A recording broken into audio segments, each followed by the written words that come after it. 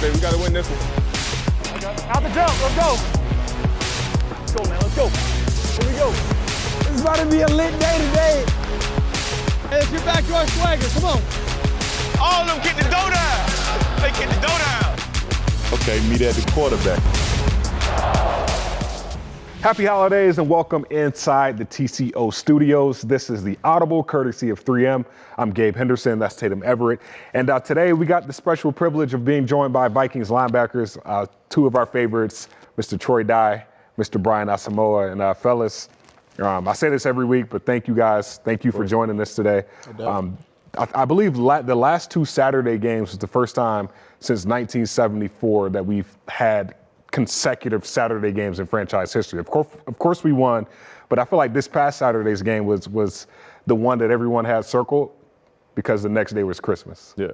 Did you guys have any Christmas plans that you were able to get accomplished this year? I mean, I don't think I had any big Christmas plans just because of the travel process and all that stuff for people flying in and flying out. So I just had my mom, my girlfriend, and my son and my aunt in town. So It was kind of just cool, relax, put some Christmas gifts together for my son and kind of just went with the flow and kind of just relaxed watching football and some basketball. Yeah, that's always fun. Did you have family in town? Yeah, I had my little sister over. It was fun. She had a great time. She came down for her first game.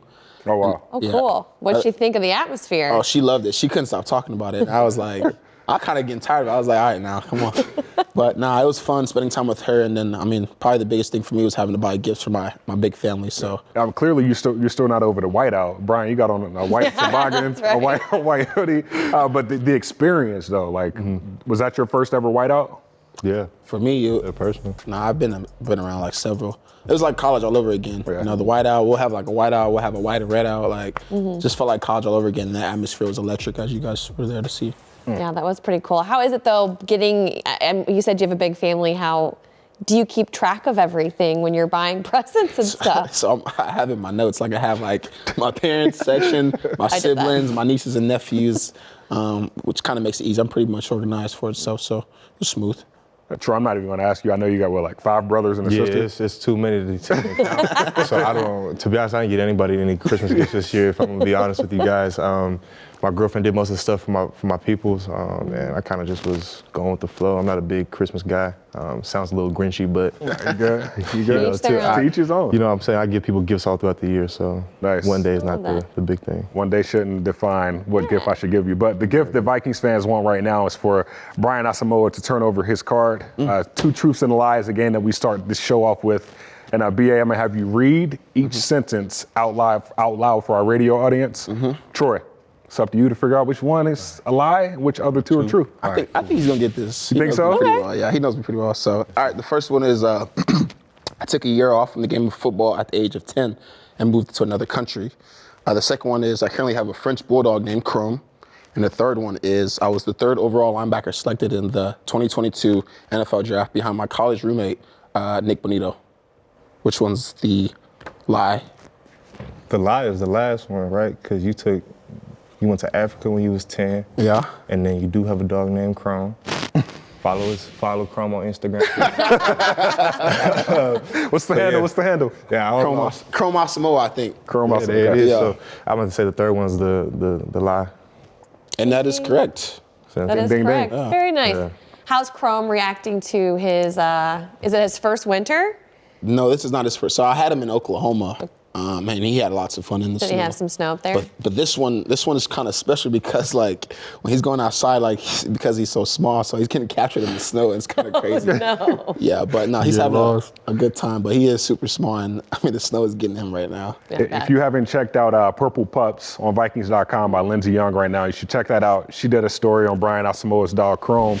And I was reading the article, and you compared Chrome's personality to Harrison Smith, Vikings safety's personality. You got to explain that. So everyone that comes over to my house, they would tell you like they love my dog because he's so chill and stuff like that. Now the reason why I compared him to Harrison Smith is because like Harry's a chill guy. Like I've never seen Harry mad or like upset. And then game time, like it's on. So for Chrome, I'm like, when it's on, and that's why the comparison came from. I loved it. Yeah. Like when he plays ball? Oh, all that. Like he's on and it's not coming down. So I love it. That's Yeah. funny. Before we get to your 2 Truths and a Lie, Troy, Brian, I got to ask you, just quitting, I wouldn't say quitting football, but taking a break from football at the age of 10. What was different about your love from the game when you came back from that versus when you redshirted your freshman year at Oklahoma? That's a good question. I think I'm gonna go with like, the biggest difference for me was like, just when I was 10, I was young, so I was kind of immature. I was like immature just in not knowing a lot of things. So when I went to Africa, when I came back, I was much more appreciative of like everything. And I was like, you know what, like I'm able to play the sport of football. Like that's such a blessing. So that's what kind of made me like change my whole perspective and mindset, was like, you know what, I'm gonna go hard in this sport every single time. And then my redshirt year at Oklahoma, I mean, that was just like another year for me to just realize that this was a time to get stronger, faster, and catch up to the game of football, because I was playing a different position in high school and I didn't know anything about inside backer. So when I got to college, you know, was able to develop, and I think that was the big thing for me, was a developmental process and understanding that, all right, you're in a new scheme or whatever, this is what's going to happen, this is how you play. And I mean, that was kind of the biggest things for me and the differences. That's awesome. Yeah, that is awesome. Troy, you ready to flip your card over, man? Yeah. All right. I'm saying. All right, so the first one, I was rated as the 40th best safety coming out of high school according to 24/7 Sports. Second one, I was teammates with Justin Herbert in high school. Shout out to Jay Herbo. Third one, my dad as well as my older brother played sports professionally. It said Herbert in high school? No, you played with him in college. Boy, quick on his toes. Detail. Quick on his toes, man. You paid attention. This is my guy, man. Troy's my guy, man. So you can't ask us, man. That's You know the wrong too much. Yeah. We know too much. We're around each other a lot. So I think our linebacker room is probably the closest. Yeah, we pretty tight. Yeah. What did you learn from your family members about being a professional athlete? Man, I think the biggest thing is take every day like it could be your last, because you never know when that last opportunity is going to be. And just be appreciative, because, like I said, it could be gone in a second, whether you want it to be or not. And just enjoy it. Just have fun with it, and just know that you're playing a sport for a living, and not many people get to do that. And you're living out a childhood dream, so just have fun with it. Who's the best athlete? Man, the best athlete. Because then your older I love brother, asking people that when it's their family. your older brother played for the Bengals, right? Yeah, my older brother played for the Bengals. The best athlete, I might have to give it to my older brother. Okay. Just because he played on the U.S. junior team, the U.S. junior national hockey team. Oh, wow. Oh, So okay. like, it's a little crossover. But if we're going straight football, I'm gonna say myself, because I don't think anybody can hold me like that. My little brother might Love say it. him because we played against each other a lot in college, but I think I kind of squished that out. But we got the matchup, you know what I'm saying? But, yeah, I'd say just overall, all sports, I'd say my older brother, and then football myself. I understand what it's like playing against your older brother in college. My freshman year, my brother was a senior. Oh, wow. We had Oklahoma drills. And of course, you know, being the younger brother, I had to call him out. Yeah. He rocked me. Got right real quick. So older brother, I get it. But you talked about hockey, and I read a story, which, I mean, I'll let you explain it, but I read a story that basically your father, when your brother was playing hockey as a kid, didn't take it serious. So your dad burned his hockey clothes and said, long story short, if you don't go hard all the time, even if you go the wrong way. Yeah. What did your dad, I guess, how did he push you to be where you are today? I think that's a good example. I mean, the burning the stuff might be a little extreme to some people, but I think it was just a way for him to kind of get that point across. I remember when I was playing Little League football, we were doing conditioning drills and, just kind of just going through it as a 10-year-old, like, man, I'm tired, whatever, whoop-de-whoop. He literally stopped the whole thing, like, MF'd me in front of everybody and was like, if you're not going to do it, I'm going to send you home and I'll stay out here and coach. Like, it doesn't matter to me. And I think from that point, it was kind of just like, just give it everything you got, because you don't want to be the one that's looking bad out there. Yeah. Has that helped you relate to your coaches a little bit better, like understanding where they're coming from when they may have moments like that with you? Yeah, definitely. I think growing up, one of the things my dad always taught me was listen to the message and not the tone. So just hear what they're trying to say and not how they're saying it. And I think that's the best way I've been able to navigate myself through life, is just hear the message and not the tone. I like that. What are some things that's helped you along your way, BA? Kind of picking back from TD is the message. Like, I think the message is much more important, because that's what's helping you. That's what's going to help you become better from that moment. So, I mean, I'm all in for the message, and understanding that, that's the most important thing. You can't listen to the tone, and what the person is trying to convey to you is that this is going to help you. So that's kind of the thing for me, and just go hard, to be honest. So I love it. What's been the message from this coaching staff as you're heading into the final stretch of the regular season, playing the Packers, knowing what's on the line for them as well as for you guys? I think just playing our game and just playing what we can do and playing up to our standard. I still don't think we've played a full, complete game across all 3 phases, and I think that's our goal each week is to go 1-0 and just play our best game and not worry about who essentially we're playing, because at the end of the day, we're kind of playing against ourselves all the time and trying to just beat what we did last week and continue to improve and continue to ascend the right direction. And I think they're doing a good job as a staff and as management of just passing that message along through meetings and through practices and stuff like that, just making sure that everybody's on point and know where we're trying to get to and the path that it's going to take. I love the fact that you guys actually have a role in this team now. I know both of you guys played outside linebacker at some point in your career, college, but now that you guys are inside linebackers, what changes between the two? Different techniques, to be honest. Inside backer, you honestly have to see like everything in front of you, whereas outside linebacker, you're out just holding the edge or rushing the passer. So it's a big difference, switching from the two, but it also expands your brain and opens, you to a lot of different things going on the football field. So I honestly like playing inside backer because of the ability to just see all things that's going on the football field and then, reacting after that. That's awesome. Troy Dye, Brian Asamoah, this was the first segment of the show. When we get back for the second segment of the show, I got a question to ask you because both of you guys got something in common this year that a lot of people don't know about. So I'm going to get your reaction. It's cool? Cool. We'll be right back with more with Troy Dye and Brian Asamoah.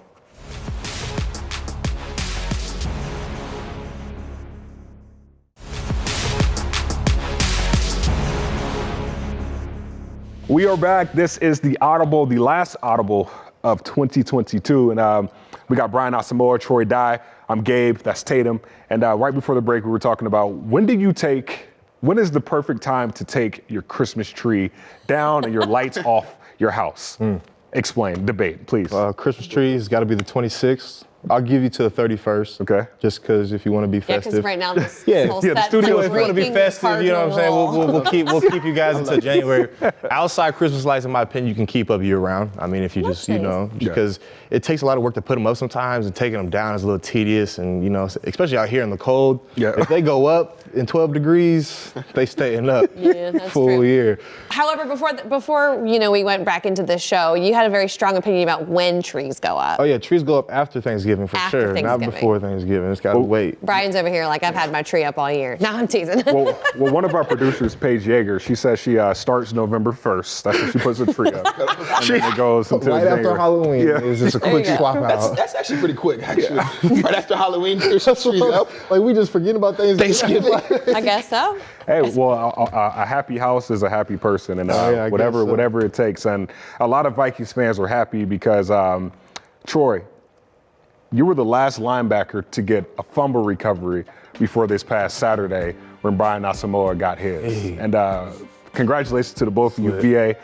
Understanding that you didn't get the forced fumble the week before against the Colts, how encouraging was it to get it against the New York Giants?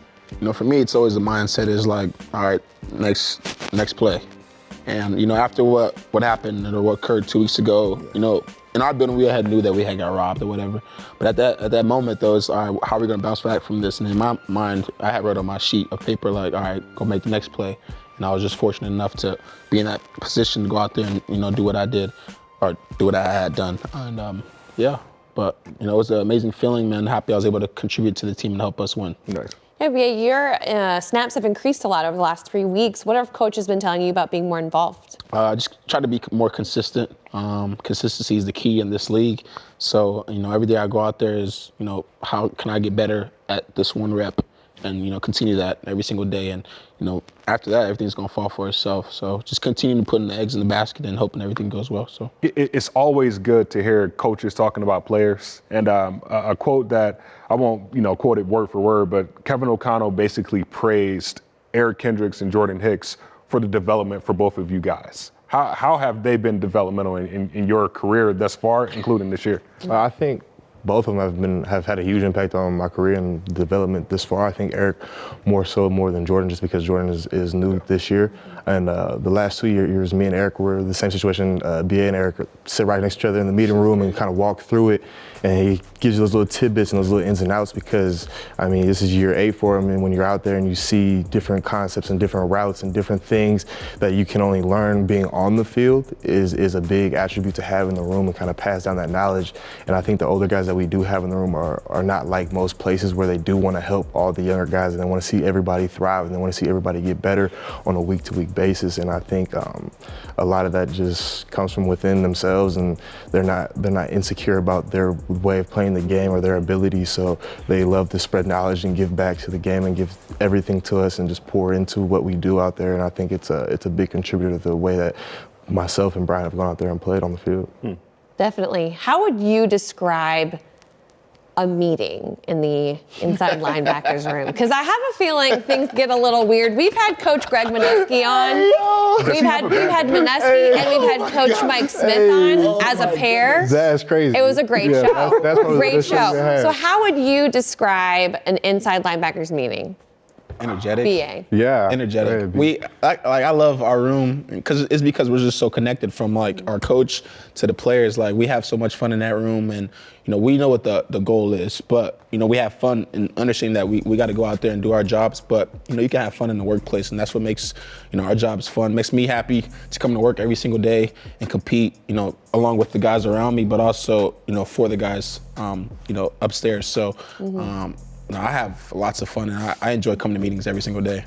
100%. Yeah, I think the energy and the vibe in there is amazing. I think, like BA said, we cover business when we need to cover business, but we definitely get a little loose when we are able to get loose. And I think sometimes we get a little too loose. I mean, look, we're not trying to get anybody in trouble with your stories, but if you want to give us an example, you can. I think like a funny part is like we got a signal of a call, and we pulled up a little clip from a movie, and it was kind of just like a play on that call, and it was kind of just funny. It was just those type of things that happen on a day-to-day basis are cool to see, just because it gives you that relatability to your coach, and it's not just that on you. It's like, okay, like he's a part of this. Like he wants to have fun with it too. And I think when you have a guy like Coach Mineski, it brings the best out of everybody because he's an amazing person. I always tell people, I think we talked about this off camera, but I'm like, whenever you see a linebacker, when you're on offense and you look across the field during warm-ups and you see a linebacker that doesn't have on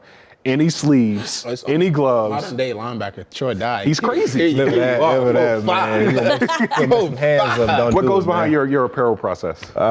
Makes me upset, actually. Behind my apparel process, or lack of the process? Yes. However you want to look at it. I think come to drip school, but he don't want to come. Man, stop playing. I went to drip school. I went to the University of Oregon. Like, I went to the drippiest of schools you can have. I went to Nike U. Like, you got a point. You can pull up all the old flicks. Like, Here's a point. There's like, not to say them, like, you got tired of a lot of stuff. Yeah, like a lot of, no, real talk, like a lot of stuff that guys wear, like the gloves and the cleats, and like, I wore that my freshman year in college. Like during practice, we have all the tester stuff and all the looks and all that.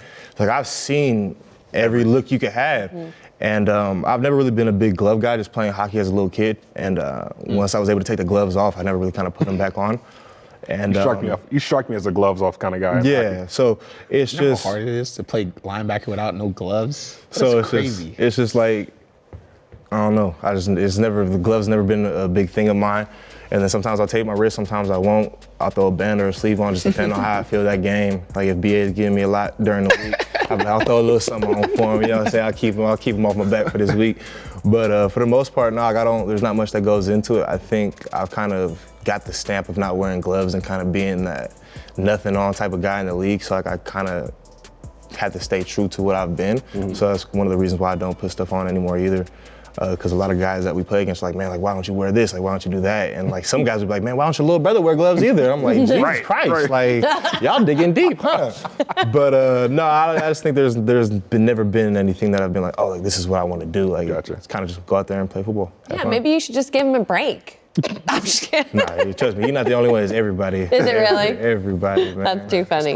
Pretty noticeable. But one thing that we're noticing right now is that this is the last show of 2022, not the season. This isn't the last Audible show of the season, but in the year 2022, it's been a lot of memories. And Tatum, I'm gonna start with you. That's true. Oh, no one ever. You never asked me a question on the show. Oh no. We're gonna end the show with this. What's one thing you're happy for in the year 2022? Happy for in 2022. I'm happy for this team. I'm happy that they're doing so well, that there's just been this new life around here. Yeah. It's been really fun to be a part of. On a personal note, I'm excited to be engaged. Oh, congratulations. Thank Major, you. major, Yes. major. So that was my one personal note. Had to put that in there. Yeah, throw it in there. Throw it in there. So I'm happy for that. I'll piggyback on what you said. I think the team and the vibe, super grateful and super happy for that. Grateful for BA coming in, and Will. Happy for our young guys who've come in and contributed a lot. And I know how it is as a young guy coming in, and to be able to come into this environment, into this atmosphere has been pretty dope. And to watch these guys flourish and grow has been amazing. And just another thing is I think just the vibe that everybody has in the building, I'm just excited for, because like you said, you're able to have a lot more fun and be a lot looser and just be with the guys and be with everybody in the locker room. The coaches will have jokes with you. You can joke around with Kwesi and just have fun. You can you can joke around with the GM down to custodial, and that's a great vibe to have in the building when you can do stuff like that. For me, I'll probably say the happiest thing for me would probably be being here, in Minnesota, playing for the Vikings, because just this whole journey has been a blessing for me. So that makes me super happy. But what also makes me just happy is, having the people around me, like the guys in my linebacker room, like Troy, Eric, Jordan, Ryan, Will, all those guys, Moneski, and Coach Sam, they've pushed me so much, and just like this entire season, and this season for me has really slowed down just because of the development that I've had and the teaching that I've been able to grasp from the people around me, like EK, Jordan, some really, really good dudes, and like Coach Kokano said, you got to give them a lot of credit, because they have helped me, with my entire development here. Everything has slowed down. Eric literally writes down and draws formations on my own notebook sometimes, like, hey, I learned this, like, this is what you gotta, and I couldn't be happier in the situation I'm in, just because of like the people that are around me, the people that have helped me. So the happiest thing right now in my life is just being here. I love coming here every single day. Awesome. And man, I just can't wait to continue it. So I'm happy for you. What about you, Gabe? I'm gonna keep it short because I know we got to wrap this show up. I'm happy to be working for a playoff team. I've been working in the NFL for 5 years. It's the first time I've ever experienced a playoff team. So I'm excited about that, and I'm gonna end it at that. We want to thank you for tuning in to the Audible in 2022. The season isn't over yet, so that means the show's not over yet. So tune in next week.